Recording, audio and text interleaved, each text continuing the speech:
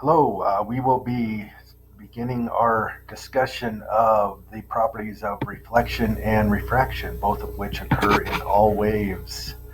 When the wave interacts with a barrier, with another medium, with an object. So take a moment and I would normally say turn to your neighbor and discuss, but turn to yourself, go to the restroom and look in the mirror if you have to, and discuss with yourself the difference between reflection and refraction. Okay, welcome back. So, reflection is when a wave bounces off of the boundary between two media. So, if you just think about light reflecting off the surface of a mirror, off the surface of a lake, or even off of you when light hits you or the object you're looking at. And a reminder that all waves reflect sound waves, light waves, water waves.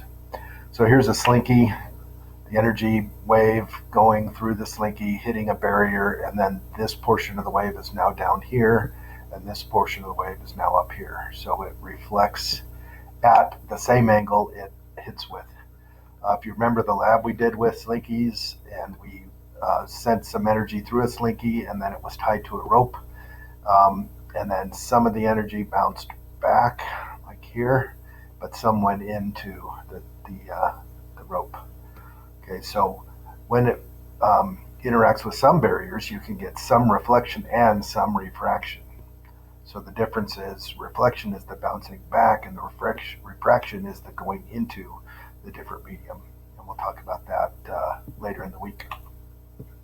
So here we see light reflecting off of the surface of the lake, not just here from the sun, but you can see the reflection, the diffuse reflection of the trees off of the edge of the lake. And but if you were swimming underneath the lake, you would be able to see because some of the light actually refracts into the water. Okay, so reflection and refraction. So the law of reflection, one of the simplest laws in nature, the angle of incidence equals the angle of reflection. And we measure it off of the normal. If you remember, the normal is the line that's perpendicular to the surface. So the incident angle, we take the incident ray and measure the angle from the normal to the ray, and then this angle equals this angle. Always, always, always. So where this is most glaringly applicable is in mirrors, because mirrors are so smooth. The angle of incident, angle of reflection for parallel rays, the rays stay parallel when they come out. So the image of the object stays intact. If you think about, if you hold a piece of white paper up to your face, all of the light that bounces off of your face onto the paper then reflects off of the paper, but it reflects in a scattered fashion. Whereas in a mirror, all of the rays from the object stay intact and parallel. So you end up with a mirror image. You end up with a virtual image that is intact and looks exactly like the object. We call that image a virtual image. It looks identical, it's right side up, and it's actually behind the mirror. So if you'll take a second and get a mirror and look at your image, but don't just look at your image in the normal way. Look at where your image is relative to the surface of the mirror. And you'll be able to see, you can look at, if you put a thumbprint on the surface of the mirror and focus on the thumbprint, and then focus on your face. And your eye will actually have to shift because the image of your face is behind the mirror the same distance as your face is, which is kind of wild to think about. Now, the lab we're going to do, hopefully tomorrow, will show that to you. We'll actually create an image using a two-way mirror. Okay, so when you look into a plane mirror, it's a flat surface. The object size and position is identical to the object you're looking at. Okay, your eye cannot detect the difference. So I don't know if you've ever been in, let me move this down, ever been in a restaurant where you see a big old dining room, and then you look and say, man, this dining room is huge. And then you look at somebody that's looking at you and they look just like you, and then you realize, oh, I'm looking at my reflection. So you could not tell the difference. If you were looking at this closer up, you wouldn't be able to tell which one is the girl and which one is the mirror image of the girl. But since we can see the mirror frame, um, our eye can detect the difference. Okay, so what about other mirrors? There are convex mirrors. Convex means the surface is projected outward. Okay, so when you're looking in a convex mirror, the image is smaller and closer. But since it's smaller, the brain tricks us and it looks farther away, even though the actual image, this distance from the mirror to the image is closer than the object is to the image. But since it's smaller, your brain says, oh, that's a person. It's smaller than it's supposed to be, so it must be far away, but it isn't. Okay, so when you look at on the passenger side rear view mirror, it will say objects are closer than they appear, only because the object in the mirror is smaller. The object is actually closer to the mirror, but your brain says, oh, it's smaller, so it must be further away. Okay, so one application of convex mirrors are passenger side mirrors. If you've ever seen truckers, they have circular mirrors on the bottom of their rearview mirrors, and they're convex, so that it basically takes away the blind spot. Then there are concave mirrors where the curved surface is inward,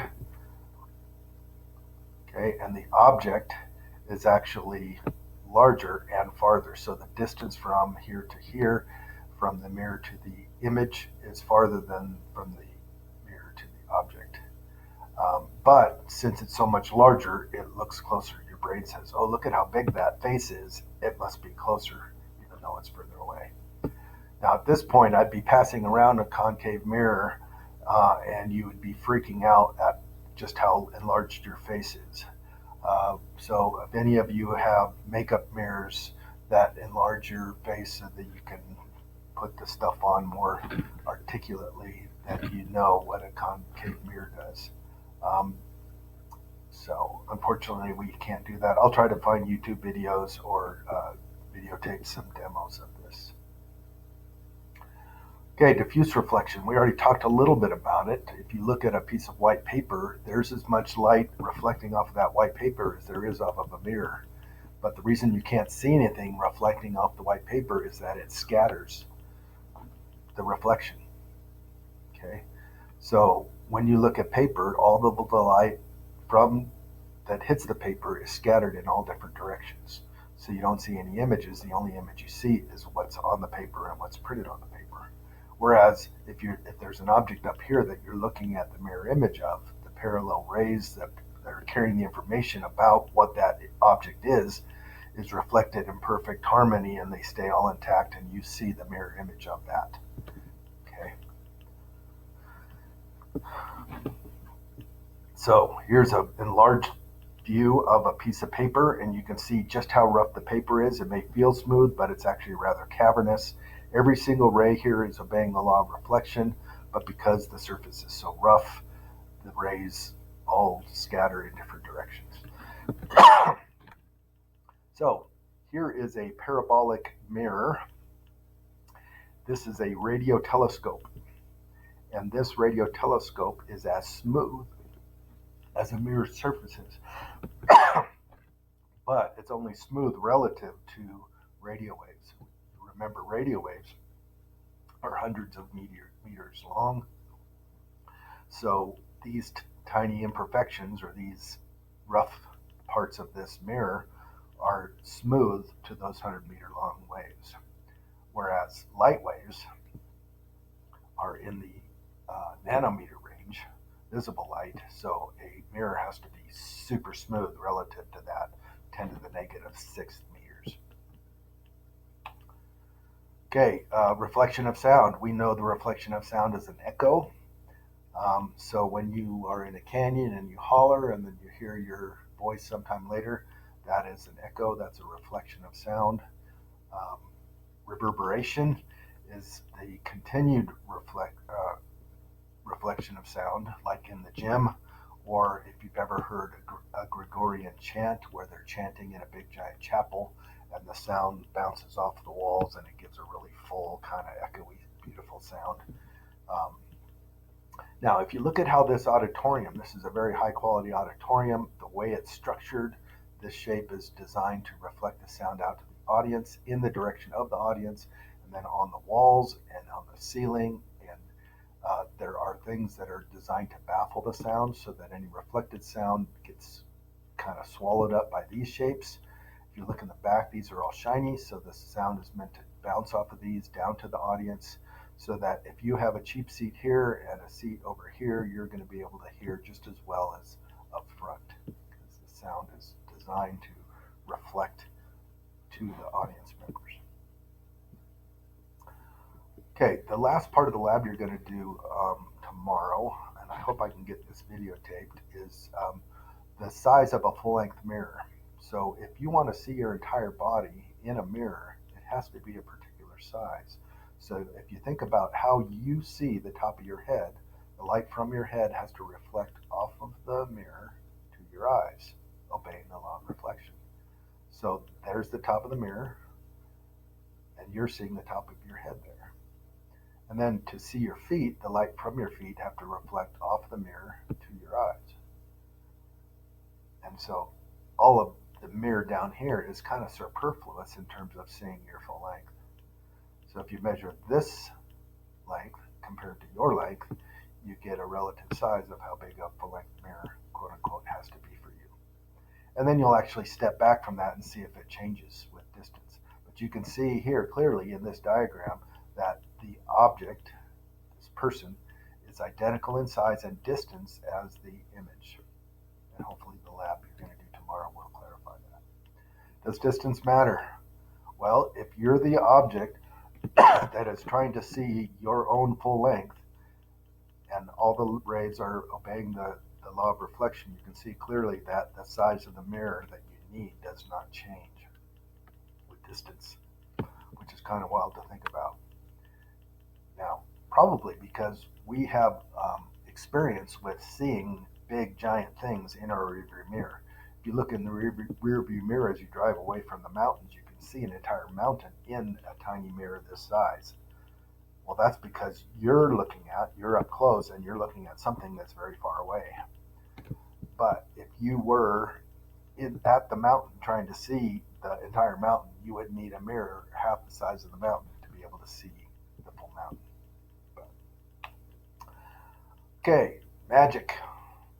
This would be considered magic. This is a mirror here, and this is the mirror image of this.